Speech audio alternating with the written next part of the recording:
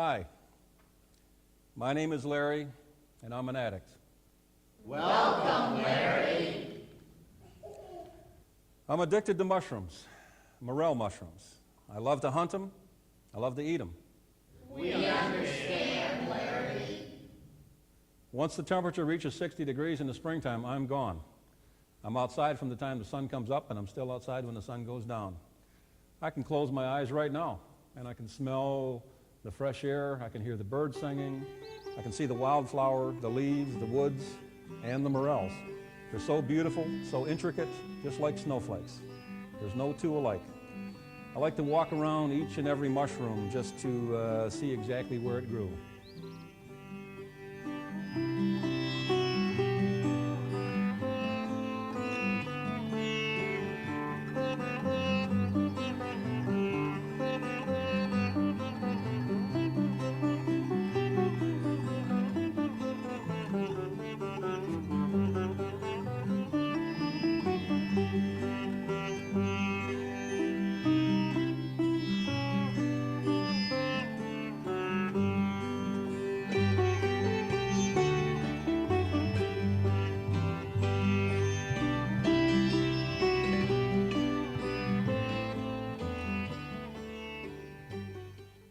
I don't care if I find white morels or black morels. We don't care either.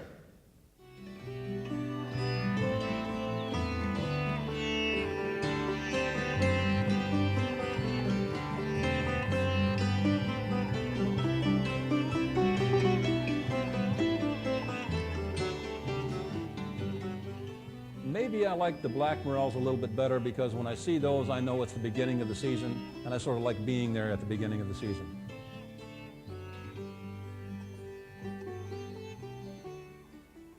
But I wanted more. I started traveling south to find morels before they came to my areas, and after they were gone in my areas, I started going north to find them there. I lost my job. My only friends were mushroom hunters. Amen. And I love the excitement. Just a few friends out there in the woods, getting so excited and yelling out when they find the mushroom. There's one. And there's another one, and another one, and another, and another. It's great. I love it.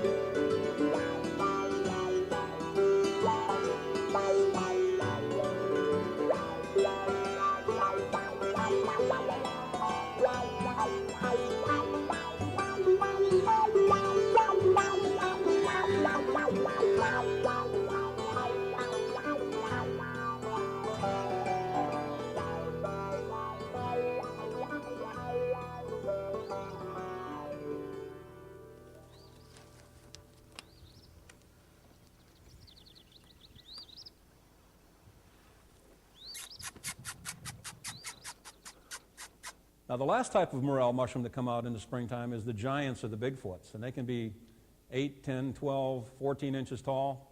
Absolutely awesome to see in the woods. Awesome.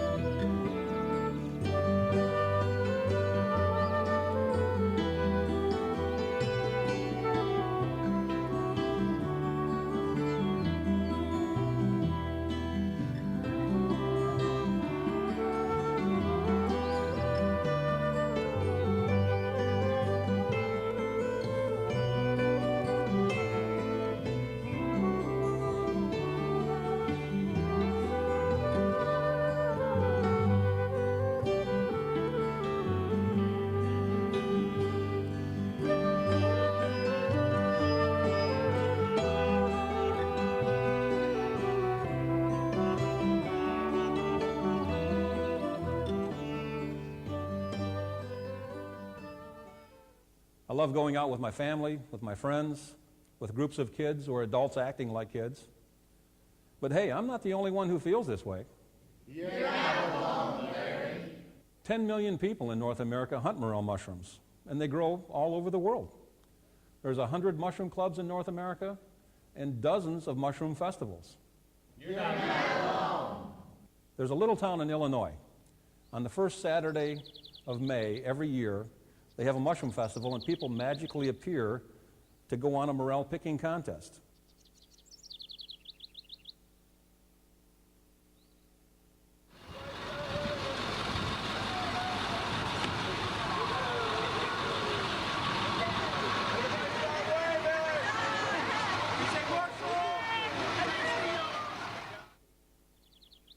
They bus them out to a hidden location.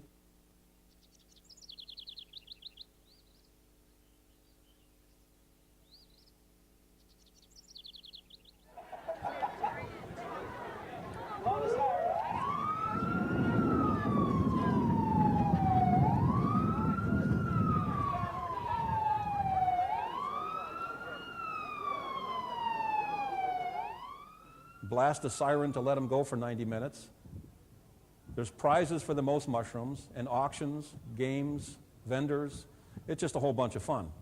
In Minnesota, Iowa, Michigan, Wisconsin, British Columbia, a lot of places have mushroom festivals. 20, I want a 22, 22 in a mile, 22, a 3, a 24, a 5, 25, 25, a 25, 25, 1, 6, 6 in a mile, 27, 1, 7, a 27, a 9, 29, 29 in a mile, a 33. Make it even, buddy, honey, help me out. Now 1, 31, 31, a 31, a 2, 32 in a mile, a 32. No, you gotta go this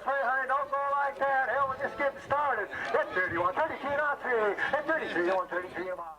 And they all have dreams. They dream of winning the grand prize. They dream of coming upon that special area where they find one mushroom after another, a cluster, picking on your hands and knees, filling your bag, filling your shirt, and whatever other article of clothing you can afford to take off.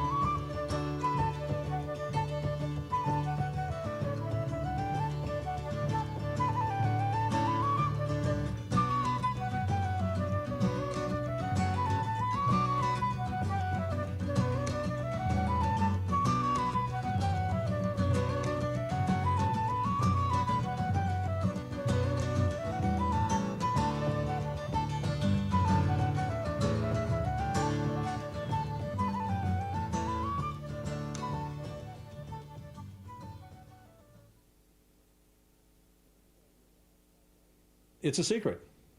No one tells where their hot spots are, their honey holes, their bonanzas. But because I travel a lot and because I'm well known and well trusted, occasionally people that I meet will take me to their sacred special mushroom hunting locations.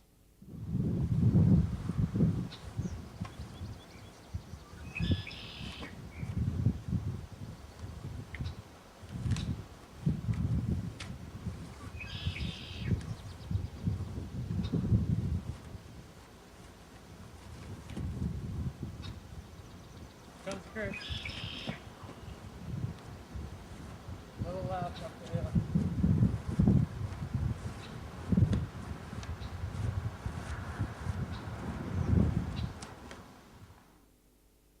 Why do people do this? Three main reasons. First, the thrill of the hunt. It's an Easter egg hunt, a treasure hunt. It's exciting, it's a challenge. Where you find one, you usually find more. But where are they? Is there a pattern? Did you miss any? Are they over the next hill? What side of the hills are they on? Are they out in the open? Are they under leaves?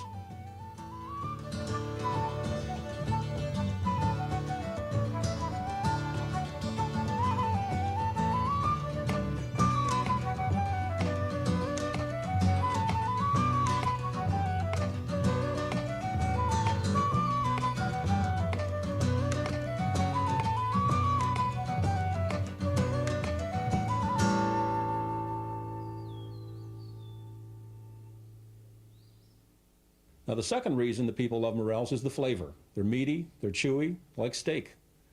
And everyone's got their favorite recipes, from the basic to the exotic. Cream of morel mushroom soup, a morel stir fry, Chateaubriand with a morel glaze. You know, and the simple stuff is great also. Just sauteing them in butter, rolling them in flour or cracker crumbs and then sauteing them. But my favorite of all time, the basic bacon and morels. Put that on a grilled cheese sandwich and just leave me alone. The third reason some people pick morel mushrooms is to make a little bit of money, a little bit of cash. Some folks find enough to sell, and there certainly is plenty of buyers out there.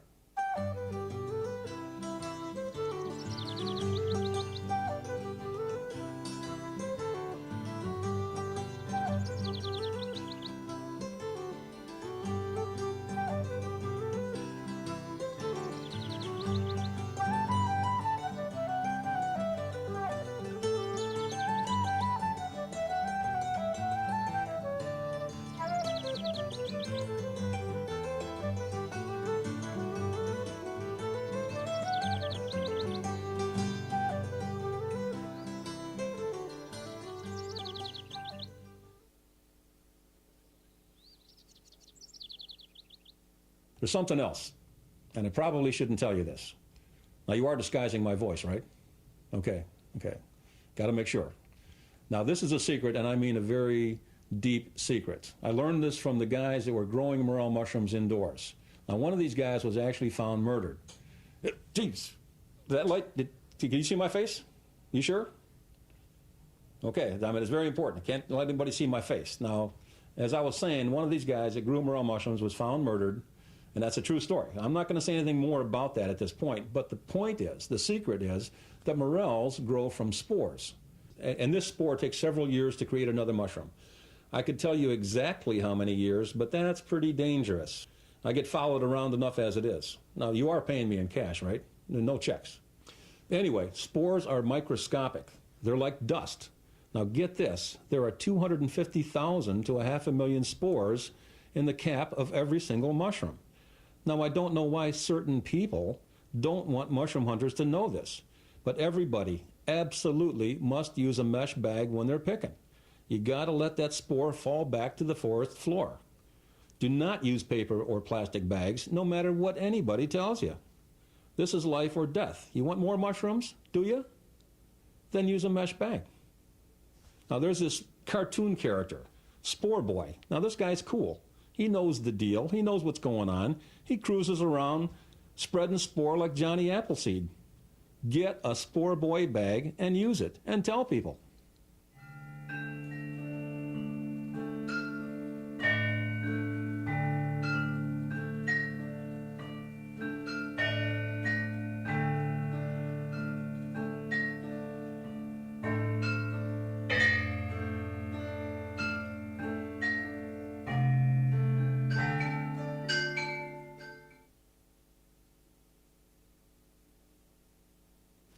It's the dreams. They keep on coming.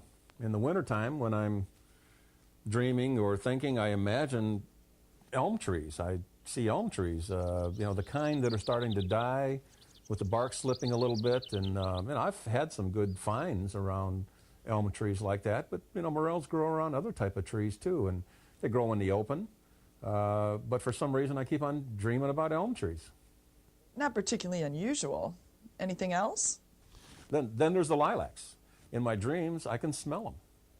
Now, lilacs are a good indication of when morels are out, but a lot of the black morels have already been and gone before the lilacs even appear. So I know it's not the best indication of when to look, but for some odd reason, when I dream about flowers, I dream about lilacs. Aromas in your dreams, that is a bit different. Then I dream about old country roads. I think about two-track roads going off into the distance, into a woods, maybe an old lumbering road, something like that, and far away from paved roads and civilization. And I love going on these roads. I love driving on them, real slow, with the window down, and I'm just mushroom hunting by car, just looking out in the window, and I only stop when I see something that I spot from the window. Well, these dreams are not bad dreams. They're rather harmless and positive. A little obsessive, perhaps.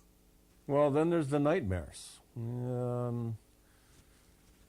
They keep on coming, too. I think about going off to some of my favorite spots and places that have always produced mushrooms, and I come upon my spots in these dreams, and I go over this little area that's always produced something, and what do I see there? It's a stem, like someone's been there before me.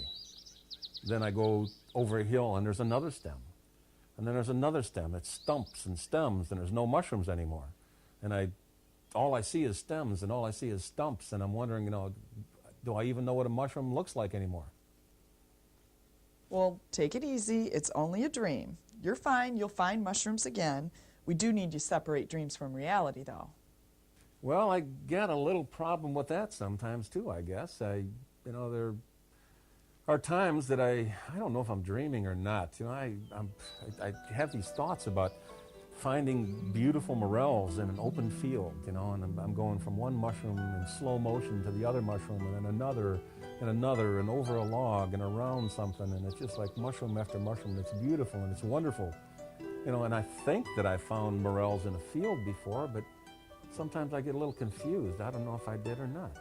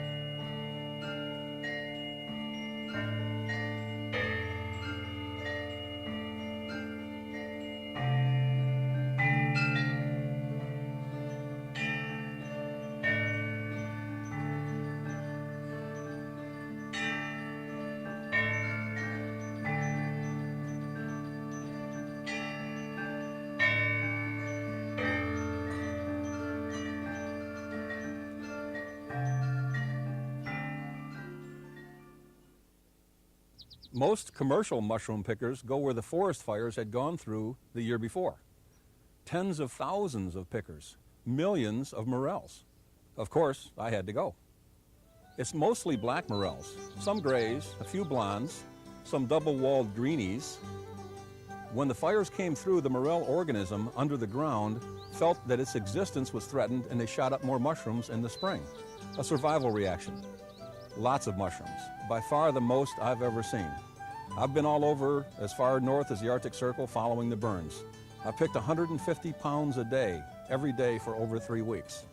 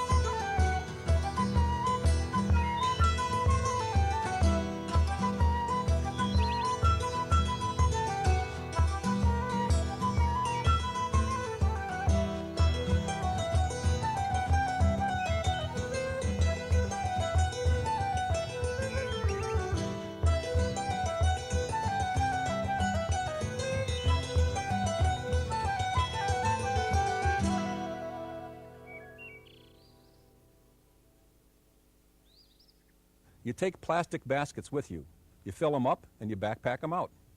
Each basket holds about 12 pounds of morels. The buyers set up stations near where the pickers come out of the woods. There's quite a bit of money that changes hands.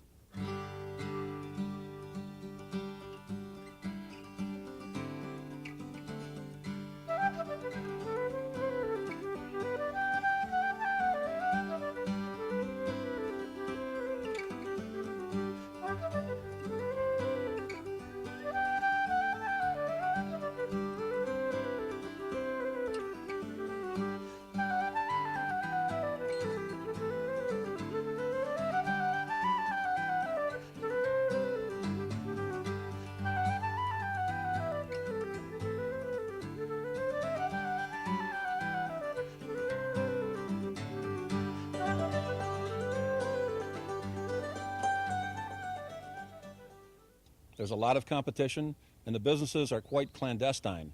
That's why I need this disguise. I can't reveal too much about where I was.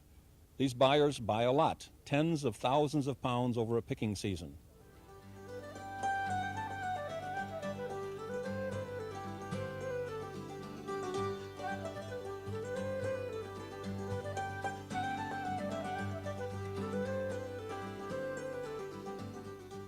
Of course, some pickers pick more than others. Some get lucky. Some are just plain good. Some are stronger and can carry more baskets out.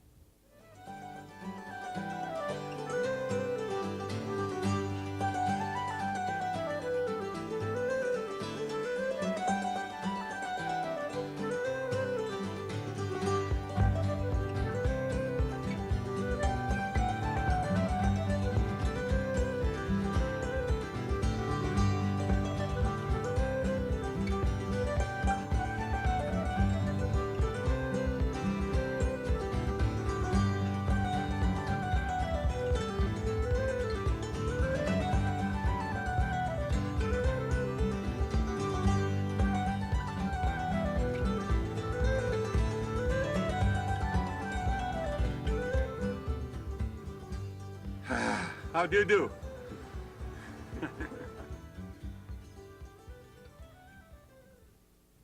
The buyers bring the purchased mushrooms to the processing center to dry them. They have big drying ovens that can dehydrate thousands of pounds each night.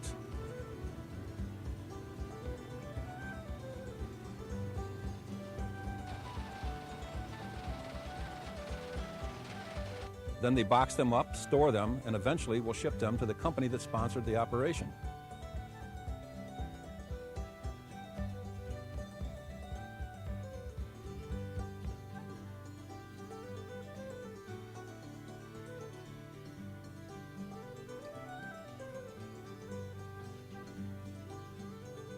There's a lot of money in inventory, and they watch over their treasure, never leaving the mushrooms alone day or night.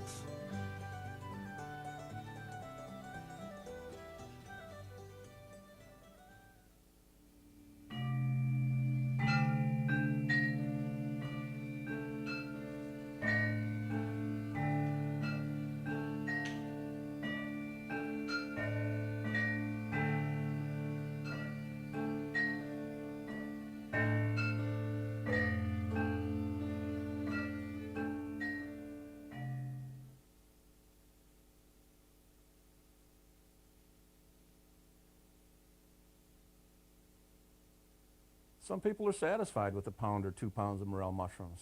I wasn't. I had to have more. I wanted hundreds of pounds, thousands of pounds. I picked in 17 states in the United States. Went all over Canada, went all the way to the Arctic Circle. Picked in the Andes Mountains of Peru and South America. I picked in Mexico and in Europe. But, I think I finally got it under control. I don't need the Motherlodes anymore. I can go for a walk in the springtime, and I can listen to the birds singing, and I can look at the wildflowers and smell the air and really enjoy it. And if I find mushrooms, that's great. But if I don't, that's still great. Well, it hasn't been easy for you, but I think you finally have a healthy outlook. You realize that you can't have it all. I still think we need our weekly sessions for a while longer, especially now that it's spring. Well, thanks, Doc. I really appreciate it. I think I've made a lot of progress. And by the way, what time is it? Just about 6 p.m. 6 p.m. It doesn't get dark for another 2 hours or so. And, where we are, I've got one of my very favorite mushroom picking places just about 15 minutes away if we leave now. I just happen to have 2 Spore Boy mushroom bags with me here, and I thought maybe we could go for a little walk in the woods. What do you think? Now, Larry, sometimes it is good to be spontaneous. I guess it'll be okay. Just one more thing. Because this is one of my favorite secret hunting spots, you wouldn't mind wearing this blindfold, would you?